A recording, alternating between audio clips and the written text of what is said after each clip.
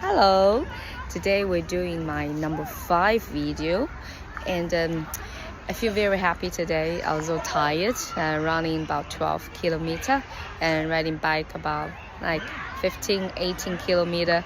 So it's a big relief after a whole week of studying German. What I wanted to talk about, share today, is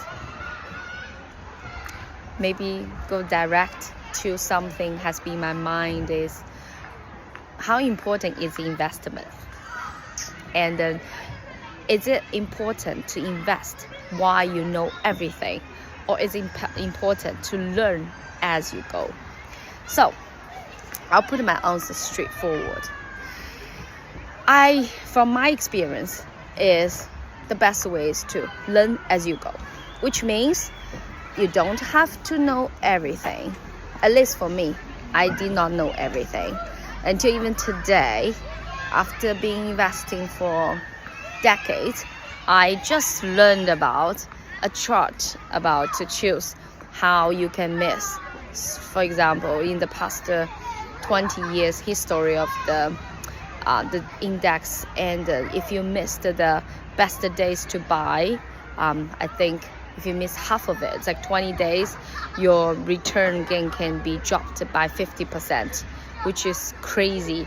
So it's almost like if you miss the best timing, if you don't, when the market is super low, if you forget to buy, it's almost like the best is just to don't go in and out market, just stay.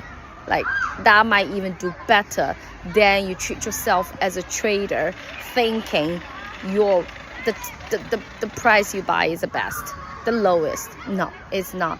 The market timing is so freaking difficult to grasp, and out of 365 days, there you might just have a few days.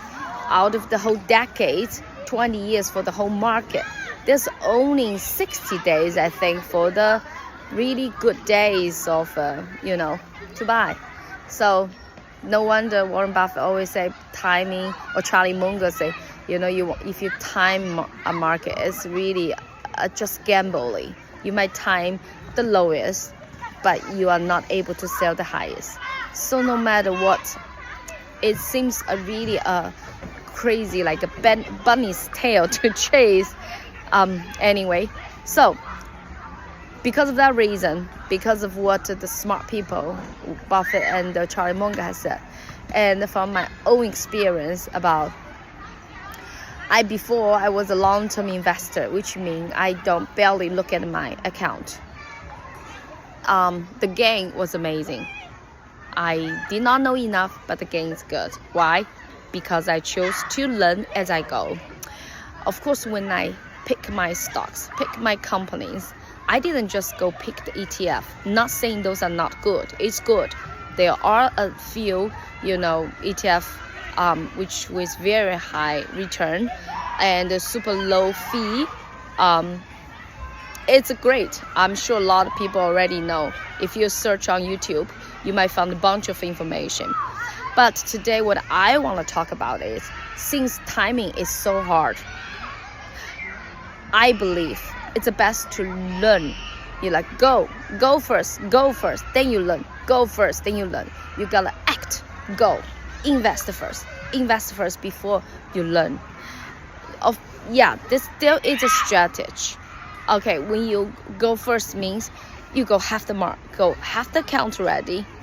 You go have some basic knowledge about, what is stocks, what is ETF. You have some simple knowledge about how much you can invest monthly. You have some knowledge about how, if you have a job, how does your employer contribute or help you.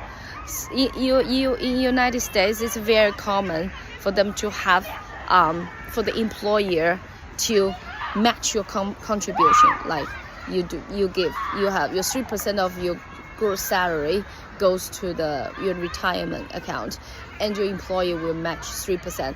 I actually know a lot of employees go way beyond that. I know my highest one is 8%. So your 8% plus 8%, you got 16%, which is vary a lot. It's on the monthly basis. Those money go to your account.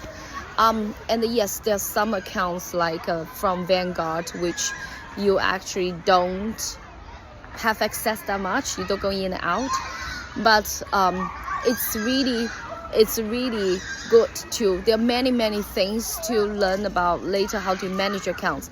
But most important is you have some idea about what I can do the most this point. If I have a job, okay, I will contribute the maximum percentage that my employer can contribute, so I can have double of it. That's great. If I don't have a job, I will try to set up myself a Roth IRA, which is perfect for if you don't have a job. And you gotta learn first, rather than just listen to video and have all the information and be overwhelmed and then don't act. That's just the worst case, because although the timing is hard, although get the best timing is hard from the market, but if you don't do anything, it's zero. You get nothing. That's just the worst of the worst. I always say stock market is risky, but don't invest. It's the worst of the risk ever. And any invest is at least is in your control. You cannot control the performance of a portfolio. You cannot control how crazy the market go, but you can control how much you're willing to lose, how much you're willing to. Let's say, for example, what I learned is this: for certain stock market, you have a feeling, you know, hey, this company or this stock, I feel like it's going well. But on the other side, tell yourself, how much am I willing to take the loss for this stock? Let's say 5,000, 10,000, 1,000, 3,000. I don't know. You have a number. You set up the number. And you have the percentage. Say, okay, this is much. Now, based on this price, if I'm willing to lose that much, percentage, you divide it by, then you get the quantity of the stock. So for example, we know Nvidia, currently today the price is $180. Let's say if this moment today you decided to invest in this company and you feel like this is a great company, I'm willing to invest in 10,000 because I believe you invest to grow money, right? I believe it will grow very well. But I also know, all the stocks associated with AI can have a lot of volatility. So let's say 10% loss. So which means my 10,000 might become 9,000 or 8,000.